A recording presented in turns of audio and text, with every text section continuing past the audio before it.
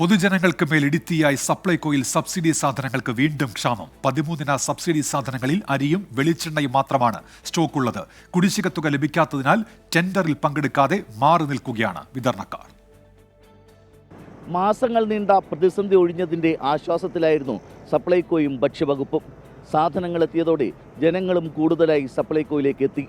എന്നാൽ ഈ സാധനങ്ങൾ തീരുകയും കരാറുകാർ ബഹിഷ്കരണ സമരം തുടങ്ങുകയും ചെയ്തതോടെ സപ്ലൈകോ വീണ്ടും പ്രതിസന്ധിയിലായിരിക്കുകയാണ്.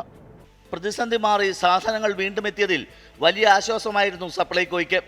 അരിയും പഞ്ചസാരയും ഉൾപ്പെടെ സാധനങ്ങളെല്ലാം എത്തിയെന്നാണ് സപ്ലൈകോ അറിയിച്ചതും. എന്നാൽ വിരലിൽ എണ്ണാവുന്ന ദിവസങ്ങളിലേക്ക് മാത്രമുള്ള താൽക്കാലിക ആശ്വാസം മാത്രമായിരുന്നു ഇതെന്ന് തെളിയിക്കുന്നതാണ് സപ്ലൈകോ ഔട്ട്ലെറ്റുകളുടെ ഇപ്പോഴത്തെ അവസ്ഥ. സപ്ലൈകോയുടെ 50ാം വാർഷികത്തോടനുബന്ധിച്ച് വമ്പൻ ഓഫറുകൾ പ്രഖ്യാപിച്ചിരുന്നു. പ്രതിസന്ധി മാറിയെന്ന് ധരിക്കുന്നതിനൊപ്പം കൂടുതൽ ഉപഭോക്താക്കളെ ഇതോടെ സപ്ലൈകോയിലേക്ക് എത്തിക്കാനായി. സംസ്ഥാനത്തുടനീളം എല്ലാ സപ്ലൈകോ ഔട്ട്ലെറ്റുകളിലും വലിയ വിറ്റുവരവാണ് ഈ ദിവസങ്ങളിൽ ഉണ്ടായതും. എന്നാൽ ശരവേഗത്തിലാണ് സബ്സിഡി സാധനങ്ങൾ ഉൾപ്പെടെ എല്ലാം തീർന്നത്. ഔട്ട്ലെറ്റിൽ സാധനങ്ങൾ വെച്ചിരുന്ന റാക്കുകളെല്ലാം കാലിയായി. അരിയും വെളിച്ചെണ്ണയും മാത്രമാണ് സബ്സിഡി വിഭാഗത്തിൽ സപ്ലൈകോയിലുള്ളത്. മുളക് ഇന്നലെയോടെ തീർന്നു. മറ്റ് 10 ഉൽപ്പന്നങ്ങൾ സപ്ലൈകോയിൽ എത്തിയിട്ട് ദിവസങ്ങൾ കഴിയുന്നു. സബ്സിഡി സാധനങ്ങൾ ഇല്ലാത്തത് കാരണം മറ്റുൽപ്പന്നങ്ങൾക്ക് ഓഫർ നൽകിയാലും ആളുകൾ കടയിലേക്ക് എത്തുന്നില്ല എന്നതാണ് മറ്റൊരു വസ്തുത. കരാറുകാരുടെ ബഹിഷ്കരണമാണ് സപ്ലൈകോയുടെ പ്രതിസന്ധിക്കിടയാക്കിയത്.